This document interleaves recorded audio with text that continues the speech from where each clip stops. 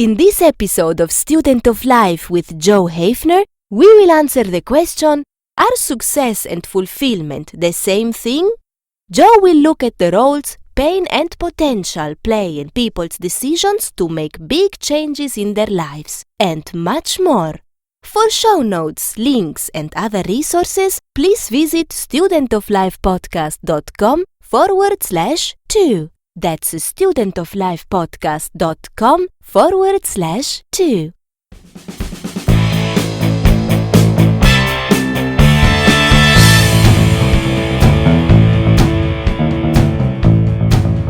Hey everybody, thank you for joining me for the second episode of Student of Life podcast. This is Joe Hafner, and I'm excited about what we're going to be talking about today. The question today is, after, last week people are looking at fulfillment and what that all means. So the question today is, are success and fulfillment the same thing? Because a lot of people get those two things confused. So I'm here to tell you success and fulfillment are two very different things. You can have one without the other. It's great to have both. That's what I'm striving for, is to always have both of those. Fulfillment, as we talked about last week, is when your purpose is in full alignment with your core values. I'm a big believer that you can really understand people when you know a little bit about their story. In order to kind of show the difference between success without fulfillment and success with fulfillment, I am going to tell you a little bit about my past. Right now, I'm 47 years old right now, and by the time I got into my early 30s, I had achieved a fair amount of success. I had learned the real estate industry. I'm in the real estate industry still.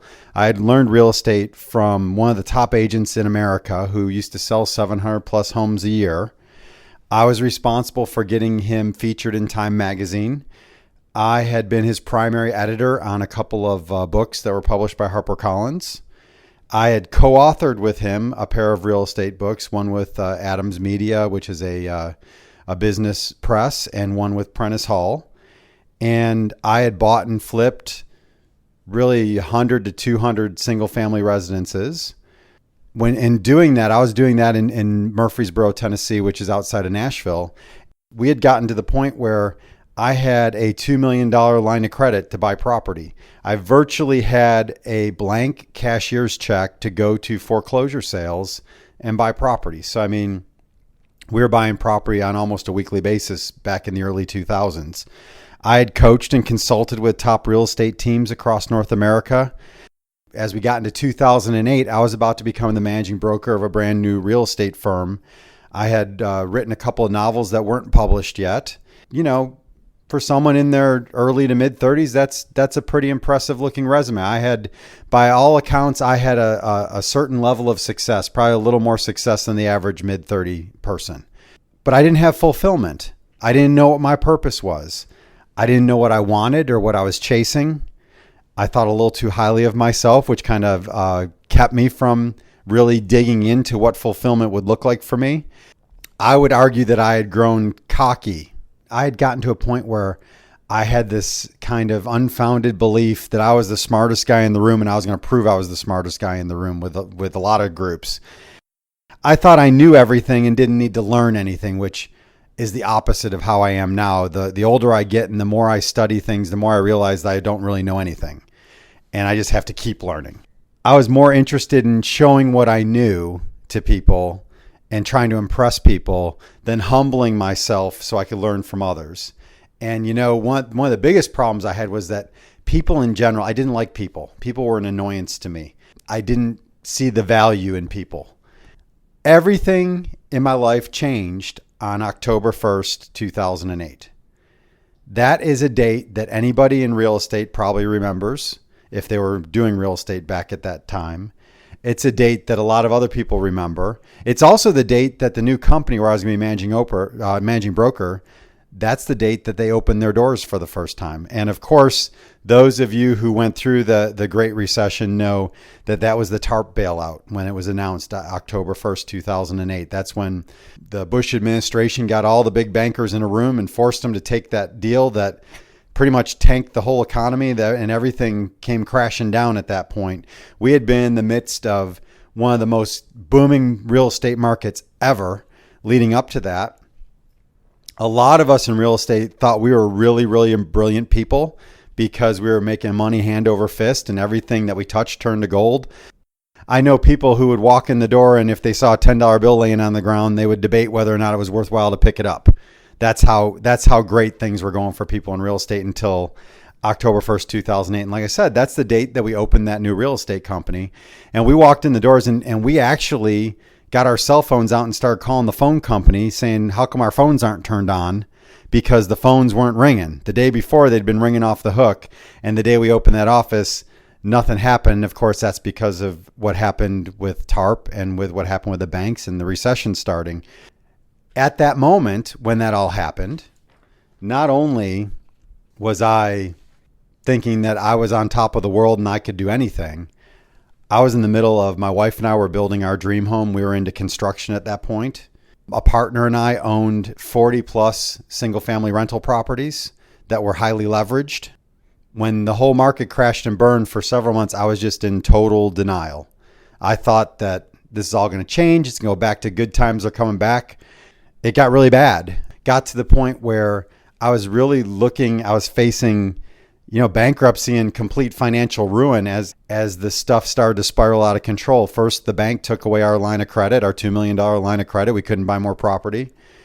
Then they started talking about wanting us to bring cash to them because they were uncomfortable with the principal position we were in on the houses that they did have. Later on, I didn't know this at the time, or I might have acted a little differently. But later on, I found out that it was a small community bank here in Murfreesboro, Tennessee. And later on, I found out that we were one of their largest borrowers at the time, where if we had gone under, we could have dragged the whole bank under with us. Of course, that made them nervous. That made them put a little more pressure on us. Donald Trump, before he was president, used to talk about if you are borrowing $2 million from a big bank and you get behind on your payments, you're going to get foreclosed on. If you're borrowing $200 billion from a big bank and you get behind on your payments, you and the bank are partners. So had we known that, we might have ended up partners with the bank instead of what happened instead. But anyway, I digress a little bit. The bank started talking about wanting us to bring more money because they were concerned about the equity position. For the first time ever, property values and rents started going down at the same time. Our portfolio stopped cash flowing. The hole just kept getting deeper and deeper and deeper. And I remember very vividly sitting down with my wife and talking to her about how it was possible we could lose everything. We could lose our house. We could go bankrupt. The whole thing could just fall apart. And that was a very humbling experience for me where God really brought me low. And I know it was a kind of a turning point in my life where I just knew when I looked at that, if you can figure out what the worst that can happen is, and you can live with the worst that can happen, then everything above and beyond that is a blessing. I came to grips with what the worst could be, and I started working on what I was going to do. When you go through the fire like that, when you go through those kind of trials, they can make you bitter or they can make you better. You have two choices when you're going through the fire. You can lay down, get in the fetal position, give up and hope everything just goes away and just quit. Or you can fight with everything you have to try and make it through it. Thankfully, one of the best decisions I ever made was I chose to fight. It was through that testing that I began to figure out what my purpose was, the reason that God made me. It was through that testing that my character was refined. You hear about steel sharpens steel and being refined through the fire. That is totally true, that I had to dig down deeper than I had ever dug before in order to just keep pushing forward. I'll tell you what, I never want to go through something like that again, but I wouldn't change anything that happened during that because the Great Recession and what I did and what I learned and how I fought and how I built myself and how God built me, it's the worst thing that ever happened to me. It's the best thing that ever happened to me, all rolled up into one package. I know of some people who they just cashed it in and they just quit and they didn't fight at all.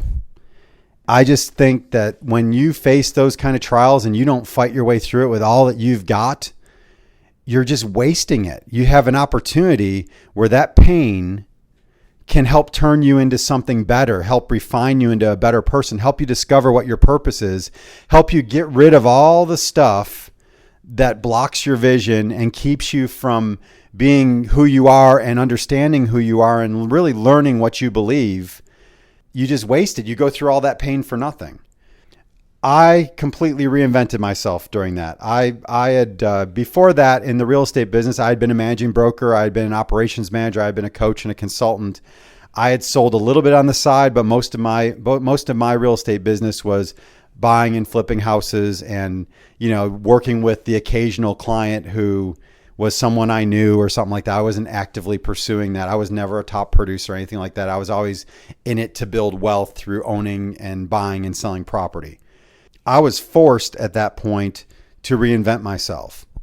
And by the time the recession was over, I was Middle Tennessee's distressed property expert because I saw an opportunity there to be able to, number one, keep the ship afloat, help the company survive, help myself survive, help put food on the table for my family by just figuring out how to make the most of the market that we were in. And, one of the things I learned during that time is that there is great opportunity in every market. A changing market means great opportunity, whether it's changing for the worst for most people or changing for the better for most people. The people who were prepared for the Great Recession, the people who had a lot of cash on hand, they made a lot of money and had a lot of victories during that time. Most of the people who live hand to mouth and don't have any cash reserves, they suffered greatly during that time. There's always opportunity. I didn't have a lot of cash at that time because it was all being sucked up into the black hole that was all the properties that I owned. So I had to find other ways to do it, and I focused on the distressed property. Somehow I managed to get a contract with HUD, the Department of Housing and Urban Development, to sell houses that had been FHA loans on them, had been foreclosed, where HUD sold them. They're called HUD houses. It's just amazing what you can accomplish when you have no choice but to dig down deep inside yourself and really figure out whether you're gonna have what it takes to make things happen. On those HUD houses, I worked 7 days a week, 10 to 12 hours days, just relentless nonstop, because there was a lot of pressure, deadline pressure. I was at the beginning, I was the only one working them, and they were pouring a ton. There were a ton of foreclosures in the marketplace and lots of HUD houses to sell.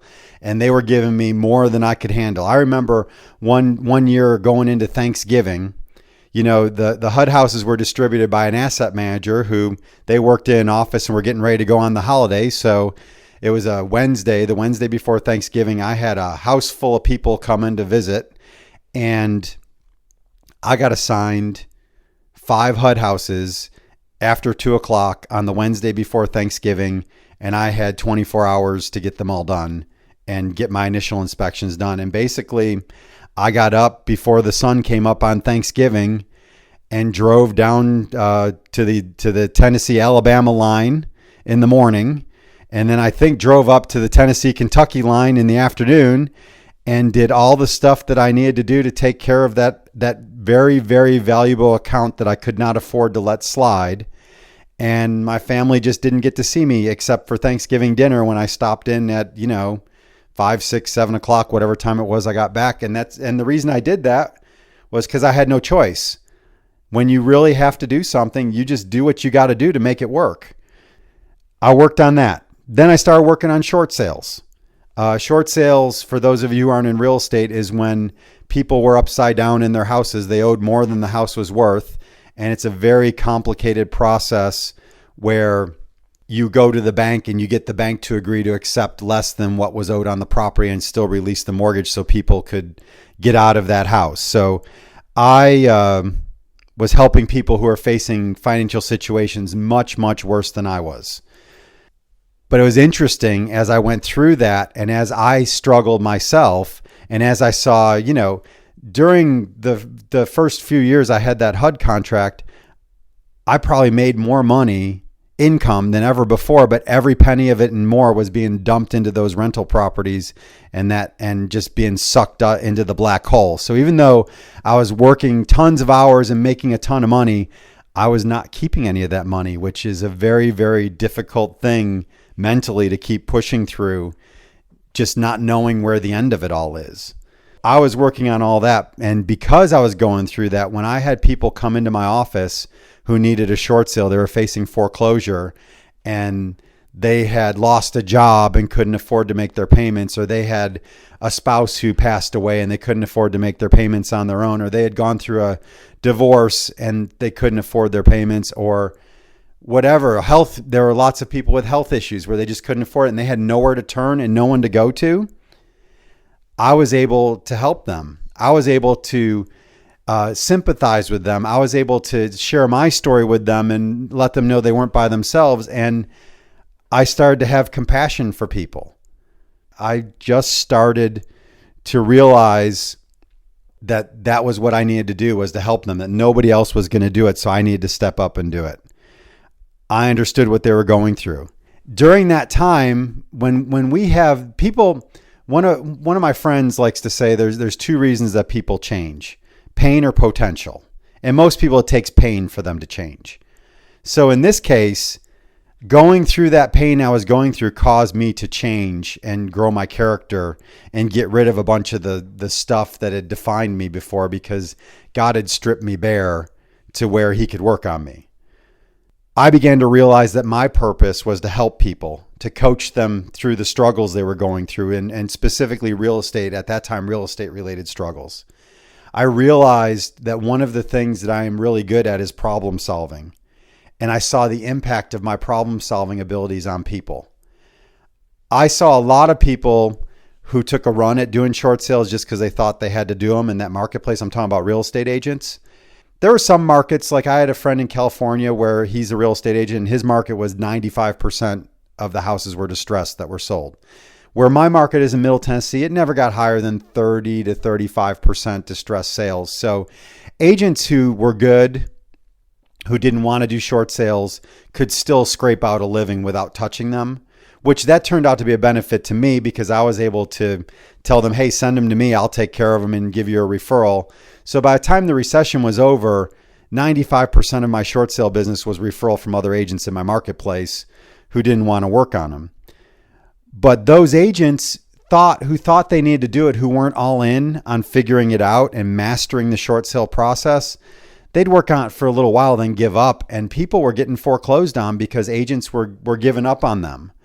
I had the attitude that if I took that short sale on and that seller was all in on doing what needed to be done to get that short sale sold, that I was going to do everything I could think of, and maybe a few things I didn't think of at the beginning and thought of later, to get their short sale done. I wanted to be able, if their house got foreclosed, I wanted to be able to look in the mirror and say, you know what?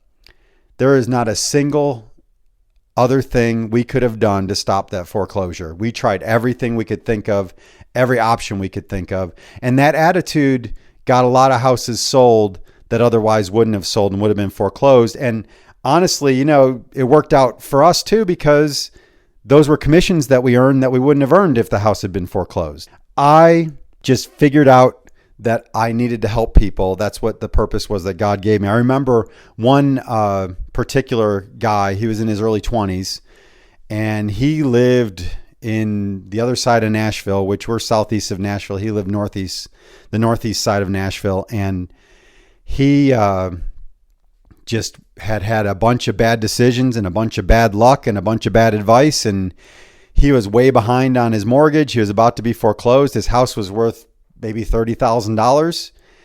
And he found me online and called me and just begged me to help him. And I'm looking at the map saying, he's 45 minutes away from me. This house is going to earn almost nothing in a commission. We can't afford to do this. And then he told me his story, and he had an agent who tried to help, or said they were trying to help him, and kind of abandoned him. He had several people who said they were going to help him and then abandoned him. And he had nowhere else to turn. And even though I knew it was a financially poor decision, I knew I had to help him because no one else was going to do it, and it had fallen on me. And so we listed his house 454 days after we listed it. We ended up selling it for $32,000. We got the bank to approve it. He owed probably 60 or 70 on it. And to top it all off, when we got to the day of closing, we found out that there was some charge the bank was adding where I had to cut my commission. I lost money on that. I probably was working, by the time it was all done, I was working for less than minimum wage on that house. So we lost a ton of money on that house. But it was the most fulfilling losing sale I had ever done in my life, because this kid got a second chance that he wouldn't have gotten. He doesn't have a foreclosure on his record now because we were willing to do what we needed to help him.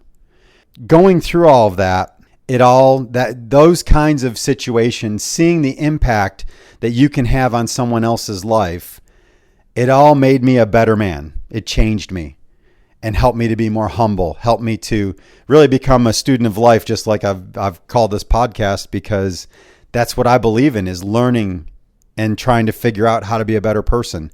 When we went through the recession, and I had all that stuff going on, and I had that money going into the black hole, and I was working 100 or more hours a week and saw no relief in sight, there was a scripture that I kept my Bible open to in a spot where I'd pass it many times a day in my house.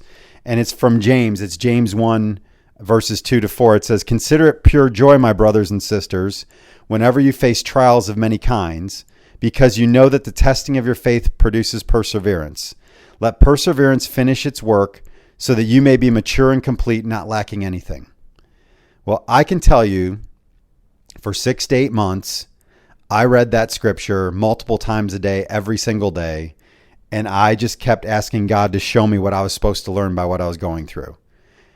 I just continued to be seeking the answer of, we don't go through hard times for nothing.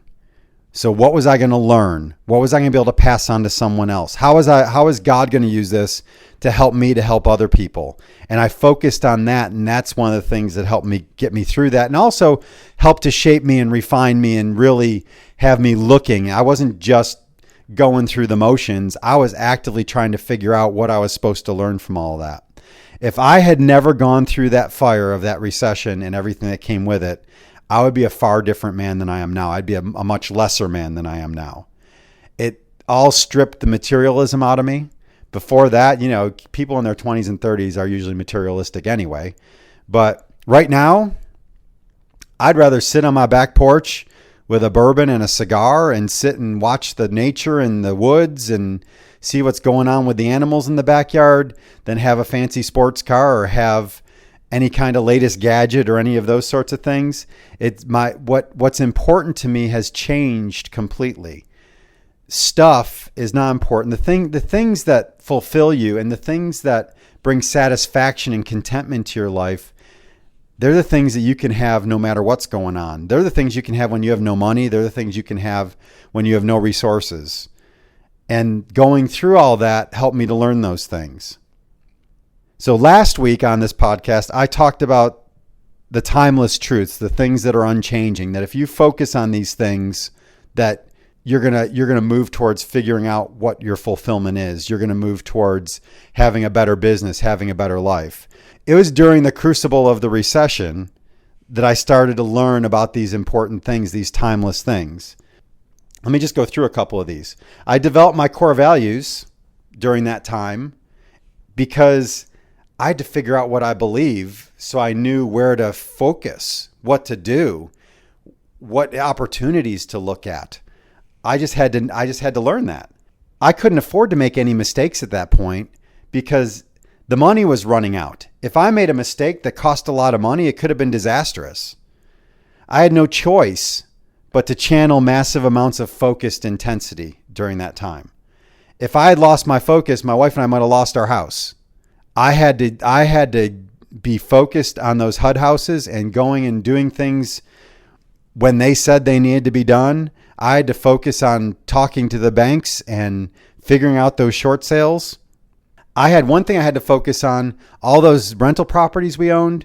We had to partner with the bank in some ways and work out a sell-off, a managed sell-off of all those properties because they had cross-collateralized everything. So even the ones that we had a bunch of equity in, they had basically tied to the ones with no equity. So there was a lot of negotiations that went on with that and a lot of things that had to be done to work out a deal with the bank to work on selling those things. And when the process started, we were way upside down on the total portfolio. And we worked through that and sold those off, and were able to end up in a spot where, even though it wasn't worth anywhere close to what it was on paper before the recession, they were worth something when we were done. I had to find a passion. I had this newfound passion to help people that the recession instilled in me.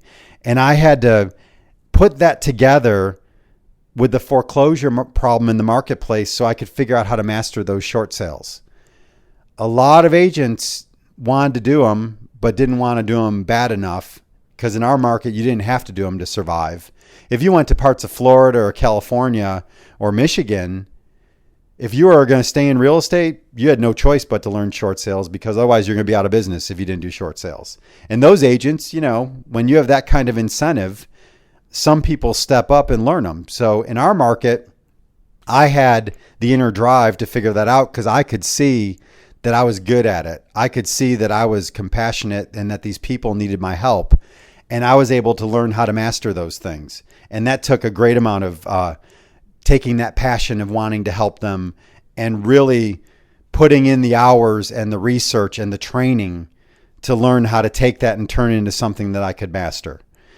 Like I had said before, by the end of the recession, 90 to 95% of the short sales I was doing were referrals from other agents in my marketplace. That's how much I learned it, and how I was able to let people know that I knew what I was doing. Of course, then there's discipline, having discipline and learning how to grind. By the time that real estate market started turning around again and becoming the good market it is now, and hopefully will be for a little while, I knew how to grind. With those HUD houses, you're working 10 to 12 hours a day, 7 days a week, all under intense deadline pressure, where mistakes could mean that they'd take business away from you. If you didn't meet their deadlines, they wouldn't send you more assignments to do. There were times that they would give you a price on a HUD house that was way too high, and if you couldn't sell it, that might cost you business. So you had all that going on, and I had to learn how to grind so that I could make sure that everything happened like it was supposed to, and those things got sold. All right, then there's also, we talked about protecting your energy and your confidence. Man, if I hadn't protected my energy and my confidence, I had to develop strategies to do that, because even with all that was going on, I could not afford to be drained or to lose my confidence at that point. So I developed morning rituals where I planned my day and I got things going. I made blanket decisions so I didn't have to make as many decisions during the day. I hit the gym with a vengeance because I needed to build my body so I could physically do the things that needed to be done. And the biggest thing from that recession, and the biggest timeless thing, is that I learned that life is all about people. I would say, in general, I still don't particularly like people. It's demanding. They're disruptive. They disagree with you. But you know what? I've learned to love and serve them and grow to like them as I get to know them, because that's what God created me to do. That's what we're all created to do, is to serve people and to love people. And sometimes people can be ugly, and sometimes people can be difficult, and sometimes people aren't very lovable, but that's when you need to love them all the more, because those are the people who are hurting, who need someone to love them. All this brings me back to the whole idea of fulfillment and success. I would argue that if you implement these unchanging things into your life and your business, that your chances for success greatly increase. And if you apply them towards getting clarity in your core values, towards discovering your purpose, and making sure that the purpose and your core values are fully in alignment, that's how you move towards fulfillment. I'm really excited for next week, where I'm going to talk about core values.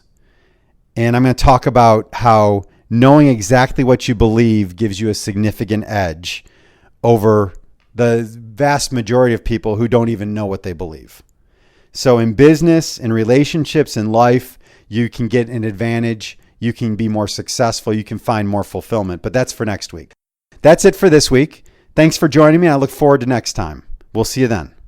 Thank you for listening to the podcast. Please subscribe to Student of Life at iTunes, Stitcher, or wherever you go to for your favorite podcasts. Visit us online at studentoflifepodcast.com. That's studentoflifepodcast.com.